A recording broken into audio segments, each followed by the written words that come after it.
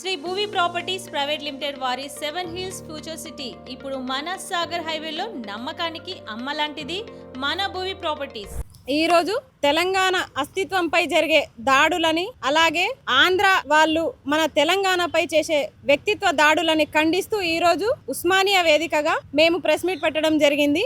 ఈ దాడి తెలంగాణ అస్తిత్వం పైననే కాకుండా అలాగే మహిళల పైన, తెలంగాణ అమర వీరుల కుటుంబాల పైన, అందరి ఎవరెవరైతే ముందుకొచ్చి ఉద్యమకారులు ఎవరైతే పోరాడుతున్నారో వాళ్ళందరి వ్యక్తిగత జీవితాల పైన వీళ్ళు ప్రత్యేకంగా దాడి చేస్తున్నారు. అసలు నిజంగా కొట్లాడి తెచ్చుకున్న తెలంగాణలో 1200 మంది ఆత్మ బలిదానాలు చేసుకుంటే ఈ 1200 మంది కుటుంబాలకి ఈ రోజు కన్నీటి గోస మిగిలింది. రేపు అంటే జూన్ 2 నిజంగా తెలంగాణ రాష్ట్ర ఆవిర్భావ దినోత్సవం జరగబోతుందా తెలంగాణలో, లేకపోతే ఆంధ్ర వాళ్ళు వచ్చి ఇక్కడ ఇది సభ పెడుతున్నారు. తెలంగాణలోన నవనిర్మాణ ఆత్మీయ సమ్మేళనం అని సభ పెడుతున్నారు. రేపు నిజంగా తెలంగాణ ఆవిర్భావ దినోత్సవమా లేకపోతే జనసేన పార్టీ ఆవిర్భావ దినోత్సవమా? ఏం జరుగుతుంది తెలంగాణలో? అసలు నిజంగా వాళ్ళు ఒకవేళ ఏమైనా సభలు పెట్టాలనుకుంటే రేపే పెట్టాల్సిన అవసరం ఏముంది? జూన్ 2కే పెట్టాల్సిన అవసరం ఏముంది? జూన్ 2 అనేది తెలంగాణకి సంబంధించిన ఆవిర్భావ దినోత్సవానికి సంబంధించిన రోజు కదా. రేపు తెలంగాణ వాసులు అనేది మేమనే మనుషులము, తెలంగాణ వాదులము సంతోషంగా జరుపుకోవడం మీకు ఇష్టం లేదా? మా పట్ల వ్యక్తిగతంగా దాడులు చేస్తున్నారు. ఇప్పటికీ మా అస్తిత్వం పైన, మా భాష పైన, మా సంస్కృతి పైన, మా ఉద్యమకారుల పైన, మా జర్నలిస్టుల పైన, మా అమరవీరుల పైన ఇప్పటికీ దాడులు కొనసాగిస్తూనే ఉన్నారు. ఎవరన్నా ప్రశ్నిస్తే వ్యక్తిగతంగా పోయి వాళ్ళని ఇబ్బంది పెడతా ఉన్నారు. అమరవీరుల కుటుంబాలు ఈ రోజు అసలు తెలంగాణ కోసం ఎందుకు బలిదానాలు చేసుకున్నామా అని బాధపడే రోజు ఈ రోజు వచ్చింది. ఎవరి కోసం తెచ్చుకున్న తెలంగాణ ఇది? నిజంగా మన కోసమేనా? నీళ్లు, నిధులు, నియామకాలు అని తెచ్చుకున్న తెలంగాణలో ఈరోజు నీళ్లు, నిధులు, నియామకాలు పక్కన పెడితే అస్తిత్వాన్ని కాపాడుకోవడం కోసం కూడా మనము ఉద్యమాలు చేయాల్సిన పరిస్థితి వచ్చింది. ఇప్పటికీ నిజంగా తెలంగాణ పదం వచ్చింది అనే మాటనే తప్ప ఇప్పటికీ ఆంధ్ర పెత్తందారుల పాలననే ఇప్పటికీ నడుస్తుంది. తెలంగాణలో వాళ్ళే పాలన చేస్తున్నారు. నిజంగా అసలు ఛాలెంజ్ చేసి మరీ చెప్తున్నారు జూన్ 2కి ఇక్కడ సభ పెడతామని. అసలు కత్తి ఆంధ్రోలదే కానీ పొడిచేటోళ్ళు మాత్రం మనోళ్ళే, మన తెలంగాణ వాసులే. నిజంగా అసలు మీరందరూ కూడా నిజంగా తెలంగాణ బిడ్డలేనా? తెలంగాణలోనే పెరిగిరా? మీలో ప్రవహించేది తెలంగాణ రక్తమేనా? మర్చిపోయిరా తెలంగాణ ఎక్కడి నుంచి వచ్చింది, ఎట్లొచ్చింది, ఎంతమంది బలిదానాల వల్ల తెలంగాణ ఏర్పడ్డది ఈరోజు మర్చిపోయి ప్రొఫెసర్ నాగేశ్వర్ సార్ విషయంలో ఒక పోరాటం మొదలై ఈరోజు మొత్తానికి మన అస్తిత్వాన్ని వాళ్ళు దెబ్బతీసే విధంగా ఈరోజు మొత్తం జరుగుతుంది.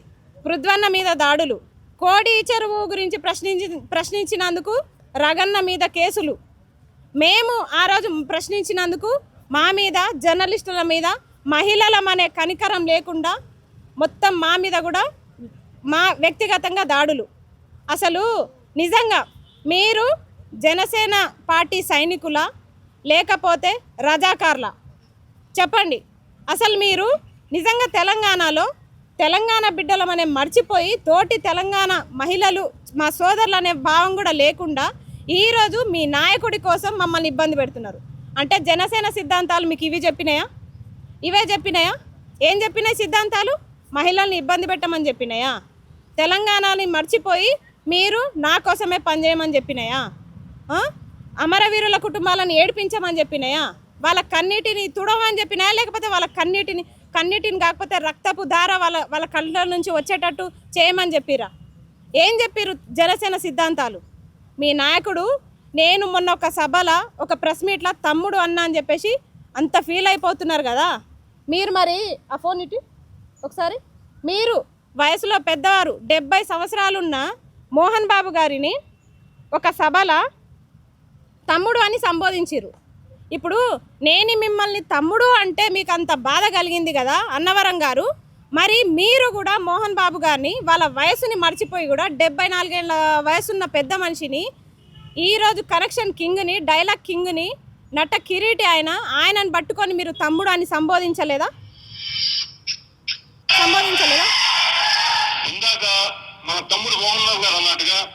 తమ్ముడు మోహన్ బాబు అని ఆయన వయసులో సగం కూడా లేదు, మరి మీరెట్లా ఆయన తమ్ముడు అని సంబోధించారు?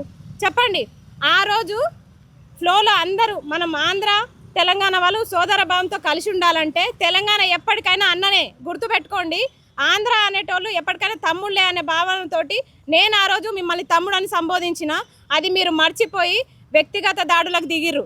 అమ్మాయిలని చెడపగొట్టి చంపేస్తామని చెప్పేసి రేప్ చేసి చంపేస్తామని బెదిరిస్తున్నారు. డెడ్ లైన్లు పెడుతున్నారు. జూన్ 15 వరకు చంపేస్తామని చెప్పేసి పేర్లతో సహా ఐడీలతో సహా పెడుతున్నారు. ఇంకా మేము కొన్నే బయట పెడుతున్నాం, చాలా ఉన్నాయి. కావాలంటే ఇన్స్టాలో వెళ్ళి చూడండి, మేము పెట్టిన వీడియోస్ కింద. ఇంత ఇబ్బంది పెడతారా తెలంగాణ మహిళల్ని? తెలంగాణ బిడ్డలంటే మీరు ఏమనుకుంటున్నారు? చాకలి ఐలమ్మలు, సమ్మక్క సారక్కలు, రుద్రమ దేవులు, ఝాన్సీ లక్ష్మీబాయిలు ఏమనుకుంటున్నారు తెలంగాణ బిడ్డలంటే? మీరు ఒక్కొక్కరిది తోలు తీస్తాం చెప్తున్నా. పవన్ కళ్యాణ్ గారు, మీ జనసేన సైనికులకి చెప్పండి, మీరు రజాకార్ల లెక్క వ్యవహరిస్తున్నారు. మీరు మా గడ్డపైకి వచ్చి మీరు ఇష్టారీతిగా వ్యవహరిస్తే మాత్రం ఊకుండే ప్రసక్తే లేదు. ప్రశ్నించిన ప్రతి మహిళని ఏదో వ్యక్తిగతంగా దూషణాలు చేస్తూ అమరవీరుల కుటుంబాలని, వాళ్ళ భార్యలను కూడా వాళ్ళ కుటుంబాలను కోల్పోయే, వాళ్ళ భర్తలను కోల్పోయే ఈరోజు కన్నీటి వేదన భరిస్తున్నారు. తినడానికి తిండి లేకున్నా, తెలంగాణ కోసం వాళ్ళ భర్తలు చనిపోయినా ఈ రోజు దాకా మా కుటుంబాలను చూస్తూ వాళ్ళు సంతోషపడుతున్నారు. అలాంటి మహిళల్ని మీరు ఇబ్బంది పెడుతున్నారు. అలాంటి మహిళల్ని మీరు కన్నీరు పెట్టిస్తున్నారు. పవన్ కళ్యాణ్ గారు, మీరు నేర్చుకున్నది ఇదేనా? మీ సంస్కారం ఇదేనా? చెప్పండి. మీరు అంటారు కదా, ఒరే సన్నాసులారా, దద్దమ్మలారా, అది ఇదని రెచ్చగొడుతున్నారు కదా. ఏం రెచ్చగొడుతున్నారు మీరు? యువతని ఎట్లా రెచ్చగొడుతున్నారు? తెలంగాణ యువత గురించి మీకు తెలుసు కదా. జై తెలంగాణ అనందే వీళ్ళు బయటికి రారు. వీళ్ళ ఫస్ట్ మాట జై తెలంగాణ అనే వస్తుందని మీకు తెలుసు కదా. అలాంటప్పుడు జై తెలంగాణ నినాదం వచ్చే మా యువత నోటి నుంచి మీరు ఏం రప్పిస్తున్నారు? రేపు జూన్ 2 అనేది మాకు సంబంధించింది, తెలంగాణకు సంబంధించిన రోజు. ఆ జూన్ 2 రోజు మీరు వచ్చి ఇక్కడ సభ పెట్టాల్సిన అవసరం ఏముంది? ఈ సభకి సహకరిస్తున్న తెలంగాణ యువతకు నేను ఒకటే చెప్తున్నా, మీకు నిజంగా ఆ హీరో మీద అభిమానం ఉంటే 1 గంట సేపు పోయి సినిమా చూడండి. ఆయన సినిమాలు తీస్తాడు కదా, యాక్టర్ కదా, పోయి సినిమా చూడండి. అంతే తప్ప మీరు తెలంగాణ అస్తిత్వాన్ని దెబ్బతీసేటట్టు మీరు రేపు వ్యవహరించే తీరేంది? ఉల్టా మళ్ళీ మా మీదనే అక్రమ కేసులు, వ్యక్తిగత దూషణలు ఇవి చేసుకుంటే మమ్మల్ని ఇబ్బంది పెడతారా? పవన్ కళ్యాణ్ గారు, మీకు నిజంగా చిత్తశుద్ధి ఉంటే, సిగ్గు శరం ఏమన్నా ఉంటే మీరు అంటారు కదా, నేను అందరినీ సమానంగా చూస్తా, యూత్ అనేటోళ్ళ నా ఆయుధము, యూత్ని నేను క్రమశిక్షణతోటి చేస్తా, క్రమశిక్షణతోటే నా జన సైనికులు ఉంటారని చెప్పేసి మీ క్రమశిక్షణ ఇక్కడ కనిపిస్తుంది. మీ క్రమశిక్షణ మొత్తం తెలంగాణ, ఏపీ మొత్తం చూస్తున్నారు. మీ క్రమశిక్షణ ఎట్లా ఉందో. ఒక సైనికుడు ఉండాల్సిన తీరు ఇదా చెప్పండి. ఏం తీరు నేర్పిస్తున్నారు మీ సైనికులకి మీరు? నిజంగా రజాకార్ వ్యవస్థనైతే నేను చూడలే, అప్పుడు నేను పుట్టలే. కానీ ఇప్పుడు నేను ప్రత్యక్షంగా చూస్తున్నా. ఏంది అసలు వ్యక్తిగత దూషణలు ఘోరంగా మహిళలను అయితే ఇష్టారీతిగా మాట్లాడుతున్నారు. ఎందుకు మాట్లాడుతున్నారు అంటే మహిళలు బయటకు వచ్చి ప్రశ్నించడమే తప్ప అయినా మా తెలంగాణ పైన మీ పెత్తనమేంద్ర భయ్ నాకు అర్థం కావట్లే. పవన్ కళ్యాణ్ అనేటోడు నీకేం పని తెలంగాణ రాజకీయాలతోటి? నీకేమైనా ఉంటే ఆంధ్రాలో చేసుకో. ఒక తెలంగాణ వచ్చినందుకు 11 రోజులు అన్నం తిండి నిద్ర మానేసిన వీరుడివి నువ్వు. ఇప్పుడు తెలంగాణ ఆవిర్భావ దినోత్సవం రోజు ఇక్కడ సభ పెట్టాల్సిన అవసరం ఏముంది? పవన్ కళ్యాణ్ గారు ఒకటే ప్రశ్నిస్తున్నా, దీనికి సమాధానం చెప్పండి. మీరు 11 రోజులు నిద్ర తిండి మానేసి తెలంగాణ వచ్చినందుకు బాధపడ్డారు కదా. మరి రేపు మీరు రావాల్సింది తెలంగాణకు కాదు, మరి తెలంగాణకు పిలిచేటోళ్ళు కూడా సిగ్గుచరం ఉండాలి మీకు కొంచెమన్నా. తెలంగాణకి ఏం ముఖం పెట్టుకొని వస్తున్నారు అని చెప్తున్నాము. తెలంగాణ యువత నుంచి మేము మిమ్మల్ని బైకాట్ చేస్తున్నాము. ఏ మాత్రం సిగ్గుచరం ఉన్నా మీరు రాకండి తెలంగాణకి. మీరు రేపు రావడానికి కూడా మీరు అనర్హులు. మీరు ఇంకొకటి, ఉద్యమకారుల్ని మీరు ఇబ్బంది పెడతారా? పృథ్వీని ఇబ్బంది పెడతారా? వాళ్ళ కుటుంబాలను ఇబ్బంది పెడతారా? రగనని ఇబ్బంది పెడతారా? సీనన్నని ఇబ్బంది పెడతారా? జర్నలిస్టులను మొత్తాన్ని ఇబ్బంది పెడతారా? ఏమనుకుంటారు మీరు? అసలు మీ ఉద్దేశం ఏంది? తెలంగాణలో మేము ఎన్ని కష్టాలు పడ్డామో మాకు తెలుసు. ఈరోజు మెల్లమెల్లగా మేము డెవలప్మెంట్ కోసం మా ప్రయత్నాలు మేము చేసుకుంటూ, మా ప్రభుత్వాలను మేము కొట్టో మేము ఎట్లనో సర్ది చేసుకుంటూ మేము తెలంగాణ నిర్మాణాన్ని ఒక మోడల్గా మేము ఏర్పాటు చేసుకుంటున్నాం. అన్ని దేశాలు మా వైపు చూసేటట్టు మేము చేసుకుంటున్నాం. మీకంత దమ్ముంటే అమరావతిని డెవలప్ చేసుకోండి. తెలంగాణ హైదరాబాద్ మీద ఉన్న శ్రద్ధ మీకు అమరావతి పని ఎందుకు లేదు? అమరావతిని చూసుకోండి. మీరు ఈ శ్రద్ధ ఏదో అమరావతిలో పెట్టి అమరావతిని డెవలప్ చేసుకోండి. 10 సంవత్సరాలు అయిపోయింది, ఉమ్మడి రాజధాని అయిపోయింది, టైం అయిపోయింది. అయినా సరే హైదరాబాద్ మీద మీ కన్ను ఎందుకుంది చెప్పండి. అదే మేము అమరావతిలో వచ్చి ఉంటాం, ఇట్లా పెత్తందారుతనం చలాయిస్తాము. మీరు ఊకుంటారా చెప్పండి, ఊకుంటారా?